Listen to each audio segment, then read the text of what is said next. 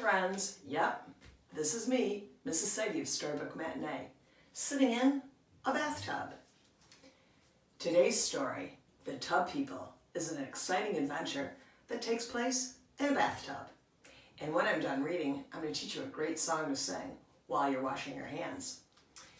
And remember, when you're washing your hands, just don't get the soap on your hand and then rinse it off. You've got to scrub the soap around onto both hands, get in between your fingers, and get your fingertips and all around your whole hand so that you can stay germ-free and healthy. So I hope you enjoy the book, The Tub People, and I hope you enjoy the song at the end. And I really hope that you stay clean, healthy, and safe. The Tub People by Pam Conrad. Illustrations by Richard Agilski.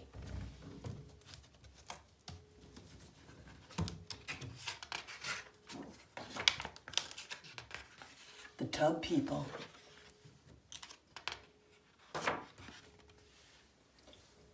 The Tub People stood in a line all day on the edge of the bathtub. There were 7 of them, and they always stood in the same order. The father, the mother, the grandmother, the doctor, the policeman, the child, and the dog. They were made out of wood, and their faces were very plain. They could smile or frown, or cry or laugh, and sometimes they would even wink at each other, but it hardly showed.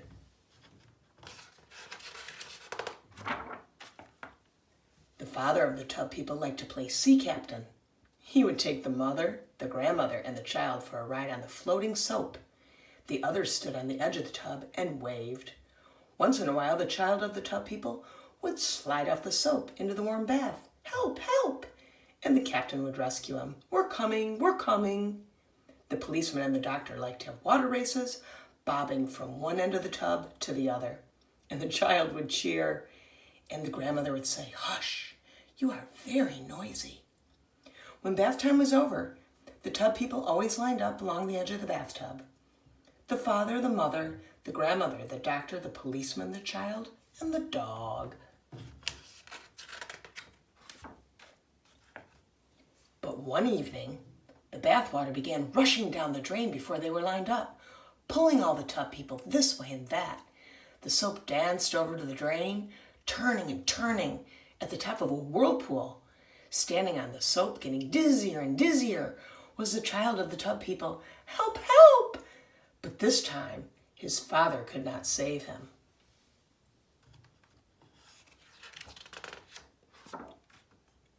And the tub child disappeared down that drain without a sound.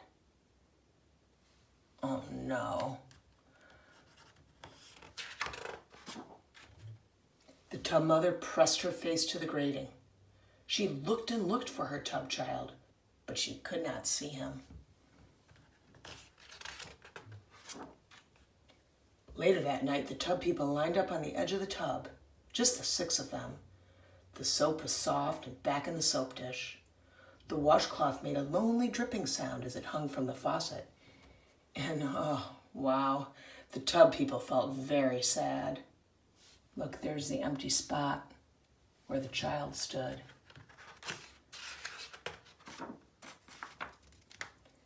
The next night, the 6 Tub People climbed onto a washcloth raft. They called and called for their tub child.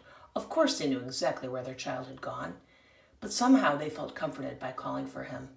"Honey, where are you? Come home now, please come back." But he did not answer. Every evening, the Tub People continued to float in the bathwater, but in time they stopped calling, and they never winked at each other anymore.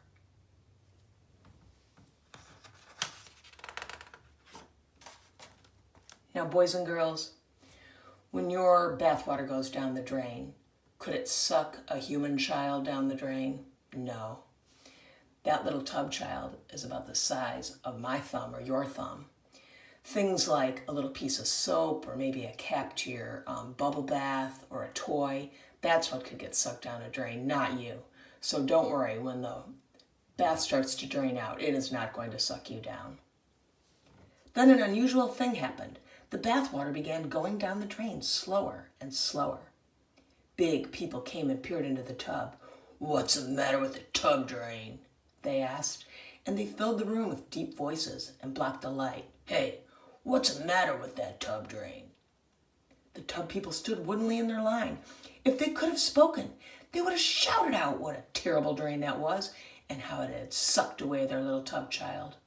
But they were silent.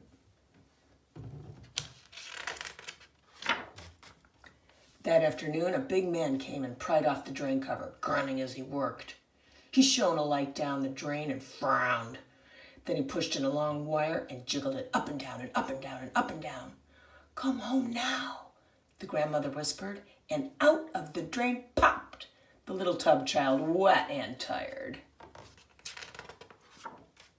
The tub people stood in a line, quietly watching. One by one they smiled. The father, the mother, the grandmother, the doctor, the policeman, and the dog. And the tub mother, well, she had little soapy tears running down her wooden cheeks. But the big man did not look at them. He just tossed that tub child in his toolbox and shut it with a click and left.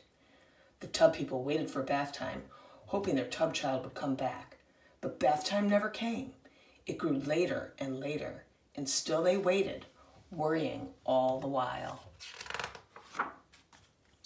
Finally, when they felt they could wait no longer, they were lifted up and carefully carried into a new room and gently placed on a large, soft bed. It seemed just like the water to them, except that it was dry and very firm. And yay! There were 7 of them again. The tub dog knocked his little wooden head against the tub child's head, and very quietly, they all laughed.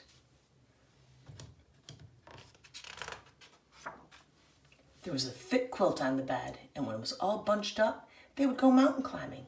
The father liked to be the leader, and he would lead them up one side of the mountain, and then they would all tumble easily down the other. The grandmother liked to hide under the pillow and have everyone come and find her.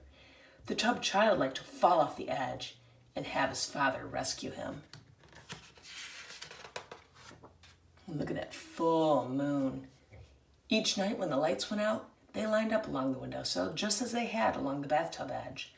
The father, the mother, the grandmother, the doctor, the policeman, the child, and the dog. But each morning when the sun came shining in on them, something would be different.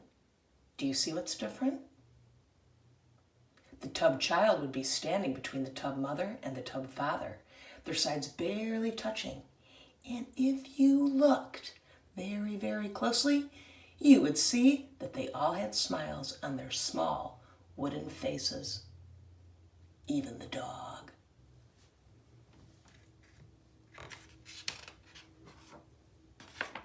Hooray! They're all back together again. Wasn't that a good adventure? All in a bathtub. The end. Stay tuned for my hand washing song. Tops and bottoms, in between. Whoa! All around his head, all around his head. All right, now they're missing clean, now they're missing clean. Tops and bottoms, in between,